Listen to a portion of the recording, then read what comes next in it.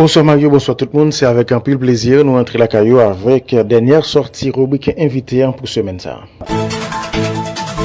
Chaque après-midi dans l'ESA, écoutez rubrique invité journal créole Monopole Info Magazine. Rubrique invité journal créole Monopole Info Magazine, c'est un espace côté tout acteur politique, économique, social à culturel fait passer opinion sur diverses qualités sujets cap d'actualité dans le pays d'Haïti.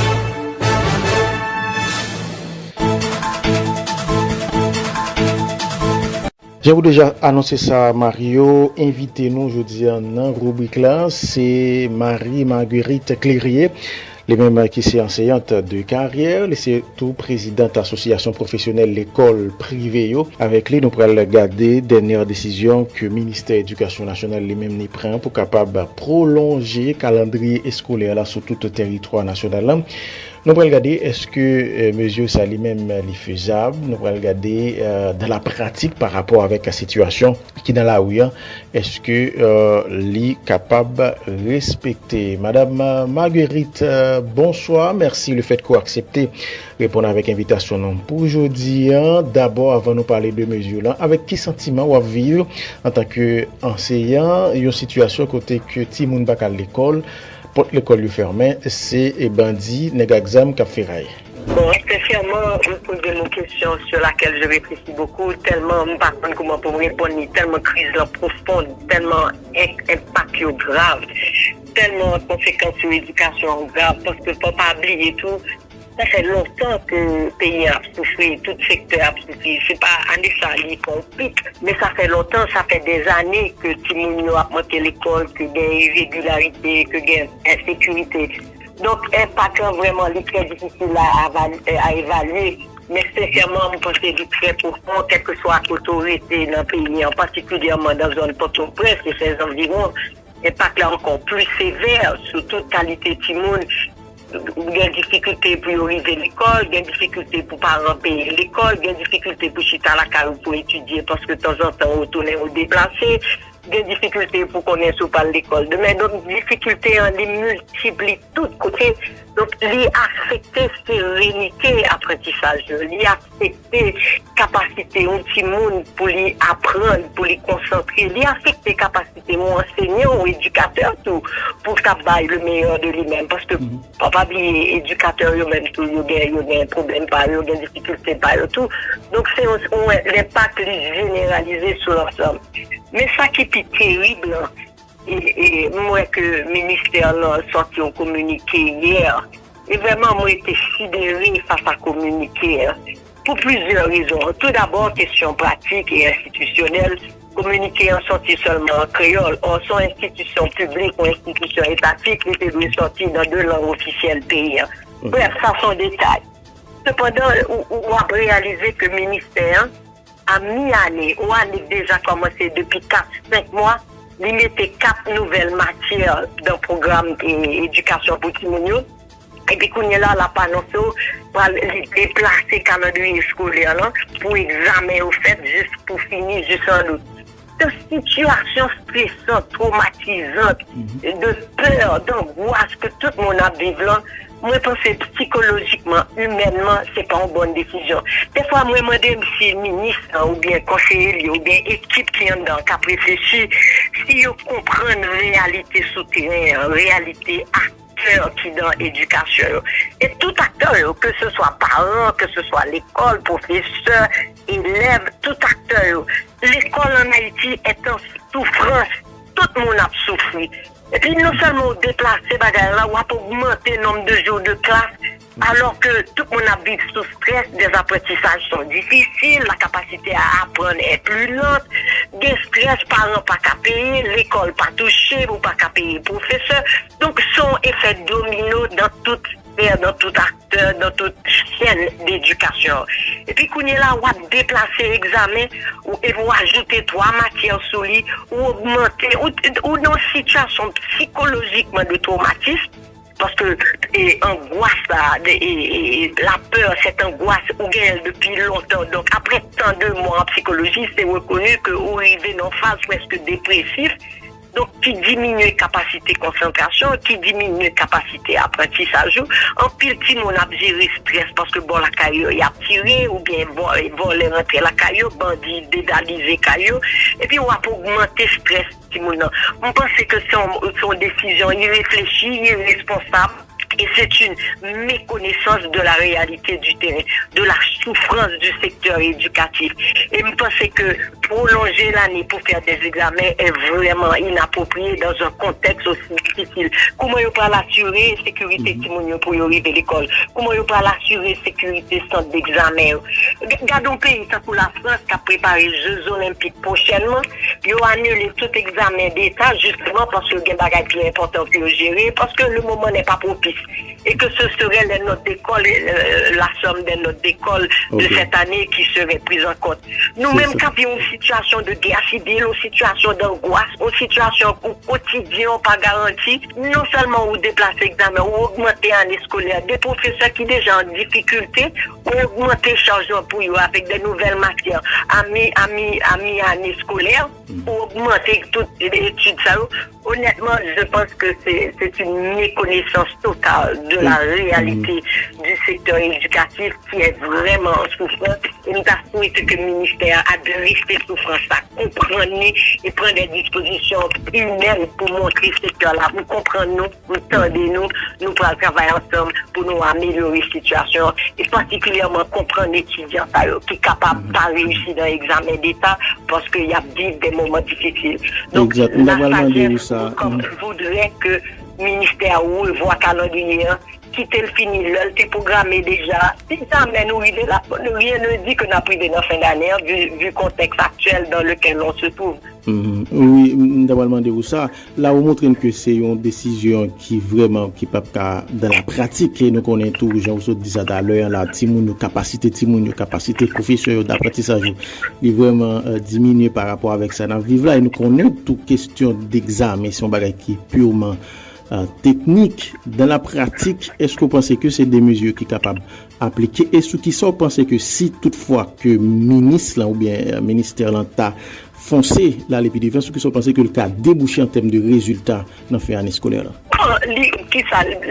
Augmenter, parce que faut pas oublier dans l'éducation, faut aussi réfléchir à la santé mentale des collègues, des étudiants. Nous déjà dans santé mentale un petit peu fragilisée par tant de traumatisme, par tant d'inquiétude, par tant d'angoisse. Donc il est capable d'avoir un impact psychologique sur tout le monde. Il est tellement de stress qu'il y a, il peur pour quotidien, il peur pour maman, il peur pour famille, il pas comme c'est la projet demain. Et puis il y a les gros stress examen pour le mettre sur lui. Il est capable de sombrer dans la dépression. Et puis, on est capable de paquet de monde qui travaille très bien à l'école, pas capable de réussir l'examen, ça tellement bloqué avec la peur, tellement bloqué, dans incapacité de mémoriser ou de comprendre ou de se concentrer pour aller en examen. Donc, c'est une situation qui ont une évaluation qui ne doit pas favorable à tout le monde qui t'a mérité réussir. Alors qu'au fond, dans l'école, là, mon directeur, professeur de l'école, il connaît tout le monde très bien et il est capable, sur base des notes de l'année, et une évaluation et faire au niveau les notes d'école de l'année pour faire des évaluations définitives pour les élèves. Parce que on ne pas oublier, il y a trop de difficultés dans les salles de classe aujourd'hui, trop d'irrégularités, trop d'absence, trop d'enfants ne sont pas capables de respecter l'horaire. Si c'est éducation à distance, il est encore plus fatigant pour professeurs et élèves. Donc, ce sont des difficultés qui sont évidemment c'est adapté à la conjoncture, mais on n'a pas qu'à mettre souliers encore pour une conjoncture plus difficile que j'en ai déjà. Là, où quoi que ministère là t'a supposé qu'il y ait notre timonio, notre deux classes timonio t'a déjà gagné, puisque j'ai montré le ministère de l'Éducation nationale, il pas des moyens politiques livrés pour le faire respecter et modifications sur l'hypothèse dans le nouveau calendrier par rapport avec réalité politique et sociale. Bon, en effet, je pense que les capables, je pense que son décision assez sage et l'école qui vient pour présenter tout le monde examen en 9e année, l'école normale, etc. Il est capable d'évaluer tout le monde sous base de son travail annuel, comment il évolue depuis septembre à nos jours ou jusqu'à la fin de l'année en juin.